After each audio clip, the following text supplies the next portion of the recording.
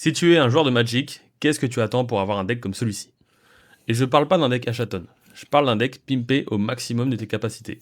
D'un deck où tu rentres toutes tes plus belles foils, tes plus beaux terrains full art, ou encore tes plus belles versions de chaque créature, chaque artefact. Ça peut ou ne pas être ton deck préféré, mais c'est celui où quand tu le sors à une table, tu t'attends à entendre des «Ouah, elle est vraiment belle cette carte» ou «Putain, elle a dû coûter cher celle-là». En parcourant à l'époque les spoilers de l'extension Aether-Drift, j'étais tombé sur ce commandant, Achaton, le point du scarabée, et j'en suis tout de suite tombé amoureux. J'ai monté le deck et plus je l'ai joué, plus je l'ai aimé, plus je l'ai aimé, plus je l'ai upgrade, aussi bien en cartes puissantes qu'en cartes magnifiques. Si je posais deux fois une même carte dans deux arts différents, tu peux être sûr que le plus beau se trouve dans ce deck.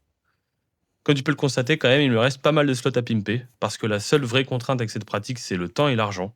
Choisir précisément chaque carte pour chacune des cartes peut faire exploser artificiellement le prix de ton deck. Mais ce genre de deck, ça se construit sur des années, et sur différentes opportunités. Notamment en faisant des échanges, en ouvrant des boosters, ou en tombant sur les bonnes cartes dans les classeurs de ta boutique préférée. Le but, c'est que ça reste une chasse à l'amélioration. En plus de cela, ta decklist, elle va sûrement changer au fil des extensions. Ou alors, de nouveaux reprints plus beaux de cartes que tu possèdes déjà sortiront. C'est pour ça qu'il sera toujours en constante évolution. Mais le but, c'est de toujours être top à l'instant T. On a pu voir passer aussi certaines cartes qui proviennent de Secret Lair, pour lesquelles j'ai parfois craqué, comme ma protection de Teferi par exemple. Mon dernier ajout, pour moi, c'est ce superbe Fierce Guardianship qui m'a fait de l'œil dans une vitrine et que j'ai fini par acheter. Une nouvelle addition aussi belle que extrêmement puissante à ce deck. Pour autant, il y a certaines cartes que je pourrais pimper à moindre frais. Le veto de Dovin, réimprimé dans l'extension Final Fantasy, en est un bon exemple. Le but reste d'avoir un deck qui claque visuellement sans forcément craquer son PEL. Au final, ce deck c'est un peu ta carte de visite. Il est là pour marquer les autres joueurs de la table, qui pourront t'assimiler à celui-ci. Ce sera peut-être pas le plus fort, tu vas sûrement pas gagner, mais au moins tu auras la classe.